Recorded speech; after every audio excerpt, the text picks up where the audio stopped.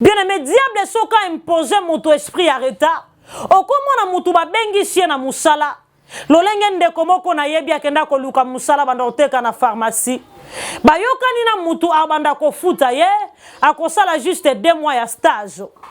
Et na moment où babandi ko sala musala, et comme 4 mois a futa makate.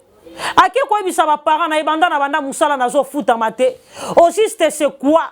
Si y a possibilité mo kenena nous kolobela mukolo pharmacie. Bake ko solola na mukolo pharmacie, yo ka réponse azo pesa na bango. Alobi menga to solola kina yo, ke okosala stage ya 6 mois, après na komi ko futa yo.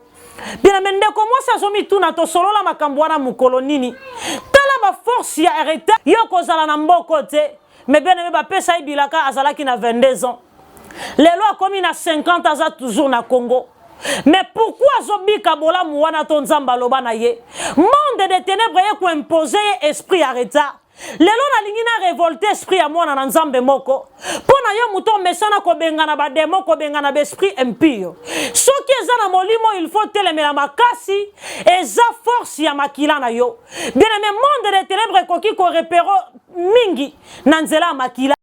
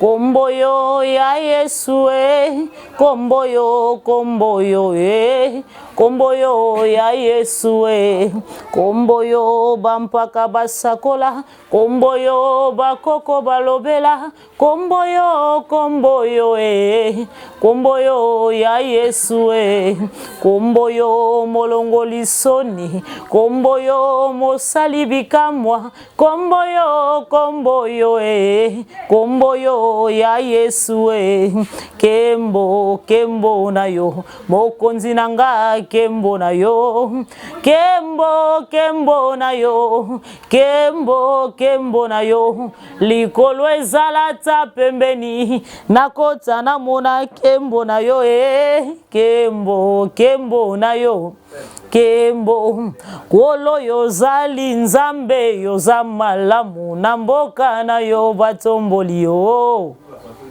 Shalom, shalom bisika nyonso amis bino. Vraiment que les seigneurs vous bénissent abondamment. C'est votre humble servante dédiée la sœur Priska Mbouzi. Les seigneurs cessent de nous bénir. Azo continuer ko battre la biso. Azo continuer ko bomba biso. Lolenge na lingaka mingi koloba comme David à sa fuite devant Absalom. Ô Éternel, que mes ennemis sont nombreux. Quelle multitude s'élève contre moi. Oh, mais toi, ô Éternel, tu es mon bouclier. Tu es ma gloire. Et tu relèves ma tête. Bien-aimé, ce qui est soit boyaki. Ce qui est soit boyaki, mengana yo to moni tongo alelo te. To moni tongo alelo parce que ya lingi to mona mokolo alelo. Parce que à permettre to kutana lisu na mokolo alelo. C'est un Dieu. C'est un Dieu merveilleux. C'est un Dieu puissant. Azanzambe moko bolingo. Bien-aimé banzela o Yesu alekisa yo. Na bitumba makasi o babundisa yo obima sain et sauf. Soki Yesu wana te. nalingi tokende okanga miso tosambela. Seigneur, totomboli miso na biso likolo. Lolenge David azoloba na psaume que je lève mes yeux vers les montagnes, d'où me viendra le secours. Le secours me vient de l'Éternel, Dieu qui a fait les cieux et la terre. Yahweh tozala kana moto mosusu ya kolelela te, ya ko exposer kana biso epai na yete soki na yote tata na biso. To memeli o mikumba na biso ba pota ya mitema to yeli yo nzambe. Zwa yango pepe sa kimia na bombo ina biso ba oya yonkolo. Il est écrit, recommande ton sort à l'Éternel, mais à lui la confiance et il agira.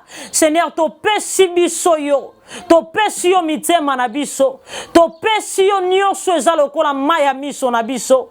Yawe pesa biso repos, parce que to yebi nzambe mosusu te bobele yo. To sangisa yo na bikeko te nkolo, to sangisa yo na molili te, parce que tozo reconnaître que c'est toi la lumière qui éclaire le monde. Comme tu as dit dans ta parole que tant que je suis dans le monde, je suis la lumière qui éclaire le monde. Nous te disons merci, règne à jamais, règne à jamais, règne à l'infini, règne à perpétuité, dans le nom glorieux de Jésus-Christ de Nazareth. Ainsi nous disons merci Seigneur Jésus-Christ. Amen. Bien-aimé dans le Seigneur, l'Éternel, Dieu merveilleux, Dieu est bon, il est merveilleux, il est puissant, il est présent, il est parmi nous. Raison pour laquelle il faut que tu misakaye tango nyoso. Bien-aimé, moi, nanzambe abonde la katazo nika basani, atazo lambazo sambela, parce que monde de ténèbres zo travailler 24 heures sur 24 heures. Bazo luka nanyo bako bebisa, nanyo bako dévorer, nanyo bako humilier. Nanyo bako yiba étoile oebite na nzela nini o diable akozwela yo, peut-être na nzela mwana na yo, peut-être na nzela dispute, peut-être na nzela petit frère na yo, peut-être na nzela baboti na yo, na nzela membre moko ya famille na yo, mais ce qui est soit télémité, ce qui nani soit télémité nani akobatela sont l'Éternel Dieu qui nous protégea. Alors sans plus tarder na lingo fongo la Biblia yanayo, bien-aimé temo tokolobela na mokola lelo, tokolobela sur les retards. Na lingi tolobela sur les retards. Par définition, c'est quoi les retards? C'est le fait d'arriver trop tard après les moments fixés. Après les moments fixés, entendus. Par définition, c'est quoi les retards? Les retards, c'est le fait d'arriver trop tard après les moments fixés, entendus. Bien-aimé dans le Seigneur, ozali mwana na nzambo nzamba pesa yo bilaka, ozana makambo ebele nzamba prometa yo, makambo ebele alaka kosala tina bomo ina yo. Mais pourquoi jusqu'aujourd'hui ozo vivre yango te? Pona nini ti lelo ozobika bolamu nzamba loba na vi na yo te? Bien-aimé, oza moto koka kokoma tina age oyo te ozala chez les parents. Oza moto koka ko se retrouver na vie ozobika lelo te. Mais pourquoi ozo vivre vie wana? Est-ce que nzamba yebi yo to ayebi yo te? Lolenge batu musu balobaka na moni on dirait nzamba bossa nanga non. Nzambe wana mona ka fourmi ya mwindu na sali banga molili, pe na kati ya libula molili. Akobosa na yo lolenge nini? Akobosa na yo lolenge nini? Bien-aimé, diable soka imposer moto esprit arrêta. Okomona mutu babengi sie na musala. Lolenge ndeko moko na yebi akenda koluka musala banda oteka na pharmacie. Bayokani na mutu abanda kofuta ye, akosala juste 2 mois ya stage. Et na moment où babandi kosala musala, ekomi 4 mois afuta makate. Ake kwa bisa ba parents na ibanda na banda musala nazo futa mate. Au juste c'est quoi? Si y a possibilité mo kenena nous kolobela mukolo pharmacie. Bake ko solola na mukolo pharmacie, yo ka réponse azo pesa na bango. Alobi menga to solola kina yo, ke okosala stage ya 6 mois après na komi ko futa yo. Bien mende comment ça zomi tuna to solola makambo na mukolo nini? Tala ma force ya retard ndenge imposa ka mutu vie. Ezana moto mosusu balaka ye bolamu. Bapesi rendez-vous o il faut kende ko zwa mbongo. Tango kaka komi ko kendo zwa mbongo wana, bazwe bisa ino mutu musu esa yaki azaki malade, to dépenser mbongo wana pona ye. Je connais une personne bien aimée dans le Seigneur. Oh, abandaki ko vanda na lopangu. Bazalaki ye locataire na bayer esika moko. Nzamba ekosala bayer grâce à ke poto. Na moment komi na mikili ya poto alobi non alingi na tinda mituka na moto moko a gérer la kanga na niveau à Kinshasa. Mais na yebi comportement ya famille na ngai. Soki na lobi na tinde pa bandeko na nga ba banda olianga mbongo wana. Malamu na tinda ipande ko mobali on atika locataire. Mais bien sûr alongwa na ye mais na tinda ndeko moko akende ko lukelanga adresse sika koma. Na yebi aza moto moko bien pas à la sérieux. Akendo lukelanga ye na comme ça na solo la na ye. Atina tinda kamitu kepa na ye atekaka comme ça zongi selanga mbongo awa bien amende ko pa lukinde ko sika akoma bakutani azwi numéro ya téléphone atindeli ndeko na ye na poto numéro banda ko benga pendant 8 mois numéro le kakate bien amende ko mobali na poto aye ko changer komi ko tika mituka komi ko tinda mituka place mususu bazoteka pe bazozongi sele mbongo bazoteka pe bazozongi sele mbongo bien mais une année après ndeko mobali auti poto aye koya na Kinshasa tango ye akutani na ndeko wana o abanda ko futere pa na ye alobi mais mon frère numéro tindela biso le kakate opesanga numéro le kakate na benga tina lemba alobi papa na ngana nu natikala ko changer numéro te ata na bongi si téléphone eza même numéro na kendaka ko salisa sim blanche bien mais famille monde de ténèbres imposé esprit à retard o balingite asimba lipamboli na ye avant abika vie au monde de ténèbres ils ont imposé ye batu ebele lelo ba pesa bango bilaka otozana 2021 avant to comme le 10 décembre okobika bola muna nzambe yo kozala na mboko te mais bien ba pesa bilaka azalaki na 22 ans. Les lois comme il a 50 ans toujours na Congo. Mais pourquoi Zobika bola mouana ton zamba lobana ye? Monde de ténèbres ko imposer esprit arrêta. Les lois na lingina révolté esprit à moi na nzambe moko. Pona yo muto mesana ko bengana ba demo ko bengana be esprit impur. Soki ezana molimo il faut telemela makasi eza force ya makila na yo. Bien aimé monde de ténèbres ko ki ko repéro mingi na nzela makila. Bako kata loboko basopi makila balobi loba oya za makila na bisote kwa isaka mingi force ya makila parce que na nzela makila bakoki ko imposer molimo ya retard na nzela makila bako livrer facilement bako teka yo pa moto moko balobi zwa na oya za makila na biso metengo zo kata balia makila ozo kwa isa influence ya makila eza reketo il faut mwana na nzamba sala ka mingi. J'aimerais qu'on lise avec vous. Nous sommes dans le livre de Genèse chapitre 29, le verset 20 à 28. Genèse chapitre 29, le verset 20 à 28. Nous lisons au nom de Jésus. Ainsi Jacob servit 7 ans, 7 années pour Rachel. Et elles furent à ses yeux comme quelques jours parce qu'il l'aimait. Ensuite Jacob dit à Laban, donne-moi ma femme, car mon temps est accompli. Et j'irai vers elle. Laban réunit tous les gens du lieu et fit un festin. Le soir, il prit Léa, sa fille, et l'amena vers Jacob, qui s'approcha d'elle. Et Laban donna pour servante à Léa, sa fille, Zilpan, sa servante. Le lendemain matin, voilà que c'était Léa. Alors Jacob dit à Laban, qu'est-ce que tu m'as fait? N'est-ce pas pour Rachel que j'ai servi chez toi? Pourquoi m'as-tu trompé? Bien-aimé dans le Seigneur, Jacob a travaillé pendant Laban pendant 7 ans. A travaillé pendant 7 ans pour Nanini, a sepela ki na mwana ya Laban, a linga ki abala mwana ya Laban na kombo ya Rachel. A lula ki Rachel, parce que Bible les ont précisé bien, a lobalobi Rachel. Azalaki na beau de figure et belle de taille. Azalaki belle de figure et belle de taille. Asepelaki na ye mingi na Rachel ke na Léa.